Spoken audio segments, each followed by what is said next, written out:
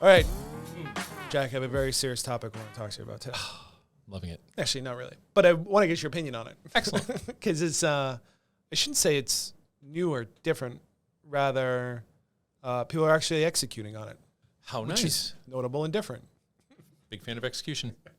Right. Let me give you a list. No, sorry. Not that execution. with the black hood. Yeah. So GovTech just published an article that came out about the North Shore Technology Collaborative. Close to home. Yeah, also totally appropriate. Can throw a rock across the river and I'm sure land in someone's jurisdiction. Those burly Viking arms yours, perhaps. But there we go. Yeah. So GovTech published an article about the North Shore Technology Collaborative. I think is what they're calling it from memory. But the short of it is there's 7 municipalities, local governments who have gotten together for the common good of, collaborative buying, shared knowledge across the different groups, shared resources to get things or products that they wouldn't be able to purchase otherwise. And I thought it was interesting because it's kind of like it's a different approach, like to solve the cybersecurity problem. And we hear people talk about it, but I see very few people actually execute on it. What are your thoughts on it? A couple of things. One, just from a purely pragmatic sort of business perspective, I think it's brilliant, right? Because not only do you leverage the economies of scale and buying power, which is the easy financial bits, but now there's a group of people who know one another who will all have some amount of expertise in a technology that probably would have been a really heavy lift for any of them to handle individually. Yeah. And we know better cybersecurity comes with better knowledge of product capabilities and configuration, right? So I think that there's this natural after effect of it that's great. There is as well, for me at least, the idea that by combining the requirements, we could actually see an upswing in cybersecurity goodness associated with these things, right? So maybe if a single large town, if Danvers, Massachusetts said, we'd really like this to be secure, but they're the only town that says it, maybe the vendor would be less likely to do a special job of making it more secure. Or if they were to say, we really have to understand how to configure it securely from the first day, they may not be as motivated to do as great a job. Mm-hmm. But if now have 7, who come together, who, by the way, all 7 of those know 7 more. So now we're talking about like 49 or 56 different parties who would actually know. I think it makes a material difference in the way that the vendor will treat the client's request for things that are cybersecurity related. Yeah. In the world that's collaborative, right? You have multiple people coming together, try to solve hard and interesting problems.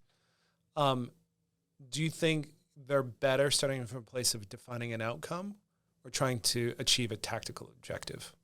I'm going to say they will each have an individual outcome. So I'm going to have to get to a second level of granularity here, right? Because maybe, I'm not sure what cities are involved in it, but City A is really interested in doing a better job of constituent management, right? Services to constituent. The other one needs a similar kind of solution, but they care about tax collecting. Mm-hmm. A lot of the information's the same. The system could be the same, but they've got very different goals for the technology, but it's the same technology.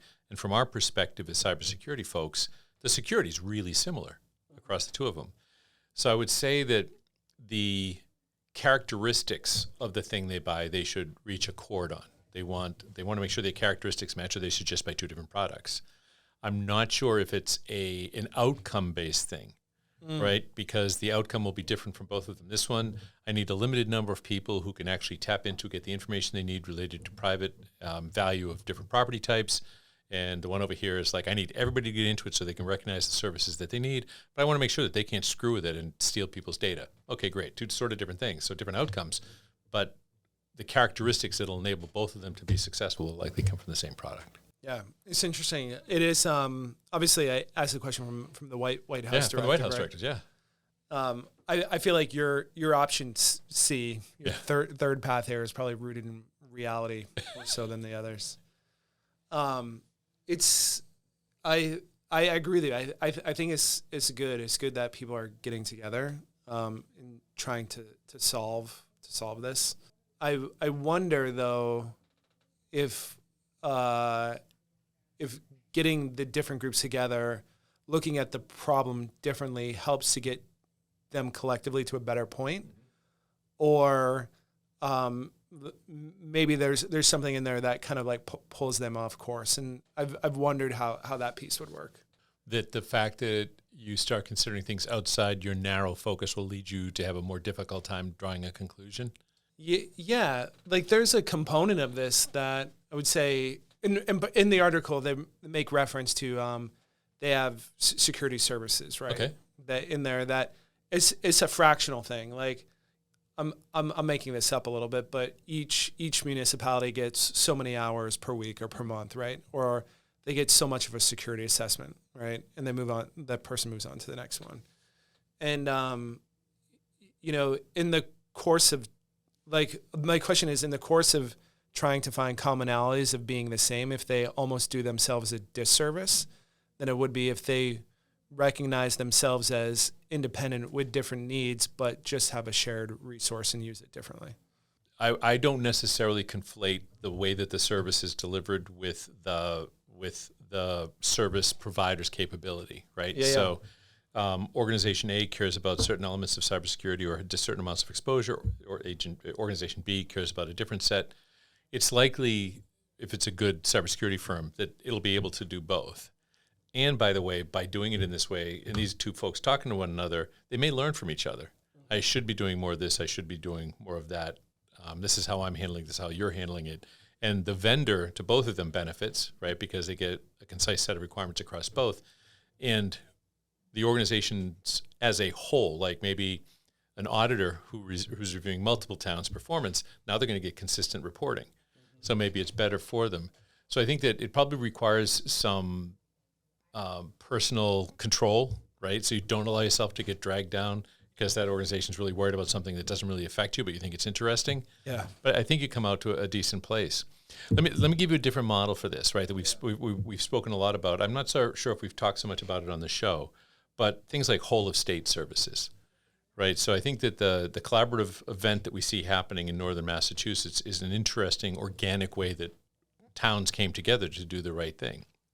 But if you look at the President's State and Local Cybersecurity Grant Program, the SLCGP, right? The idea there is that, yeah, this is happening, and these individual municipalities, state, local, territorial organizations, they're not going to get it themselves. And so we will give a pile of money to states as the administrating authority, but 80% of that has to be spent on municipality security, such as that's probably being contracted separately now by the North Shore Collaborative, right? Right. To me, that's a wonderful system, right? Because the state has broader purview. It is likely to serve more municipalities, is likely to drive, to your description of it, a more consistent set of requirements for things. And by making them an administrating authority, they can maybe help to offer better guidance on what they should care about and worry about. And so you allow the municipalities to purchase appropriate services where appropriate is defined by folks who understand the nature of cybersecurity better and the budget strings, what have you. So I think that, number one, big fan of collaboration. Number two, whole of state is really just in its infancy everywhere. Nobody's really started doing it yet, but I think it's a great plan. And I think that the benefits that you'll see from the collaborative organization associated with the North Shore will likely be more fully realized in a whole of state. Yeah. We have talked about regional security operations. Yep. Yes? Do you think this would be a good case for regional operation? That's a great point. Yeah, I think that's a really good point, Justin, right? So if these 7 municipalities had a consistent set of requirements, they could sponsor, fund, create, drive, motivate, incent a service provider regionally to do the right thing by them according to their shared requirements. Right. Yeah. Yes, I agree. I think that unlike Eddie from Minnesota, who had asked the question about how do I pick a good regional one, and we had talked a lot about, and I was sort of like poo-pooing regional because your region is your IP address range in these days. But I think, yeah, if you already have a group of folks together who are sharing security requirements of other types, what a perfect way to pick a regional provider, right, who could give the personal experience to satisfy those requirements. So, yes, Dr. Finlade, I agree. Regional makes sense for the 7 organizations in North Shore Club. Yeah. Yeah, big deal. This is the last question I have, and then I'm tapped on this one. But when you look at the municipalities, and I'm totally speculating. I don't know if this is to be true or not. If you have one that's bigger than the others, you have one that's really small, one that's really big, what would you imagine the dynamics of that being? If I was in the smaller, yeah, right, I'd be like the little short kid in Christmas Story, right? Who's with the big bully guy, right? And I would lean on what is likely to be a more fully realized vision for IT procurement and cybersecurity at the larger municipality. And I wouldn't feel in competition. I wouldn't need as much stuff. I would try to learn from their best practices, and I'd let them, you think about it, right?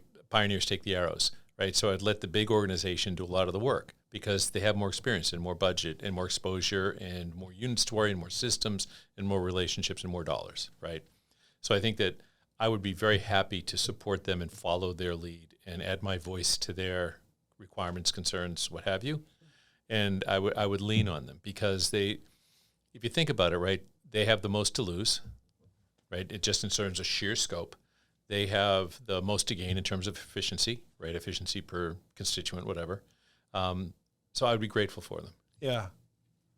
Interesting. I think I share that sentiment, actually. It would be a massive opportunity to learn, but also kind of leverage that entity's resources to be better, right? Yeah. I think I would do exactly that if I was on the smaller side.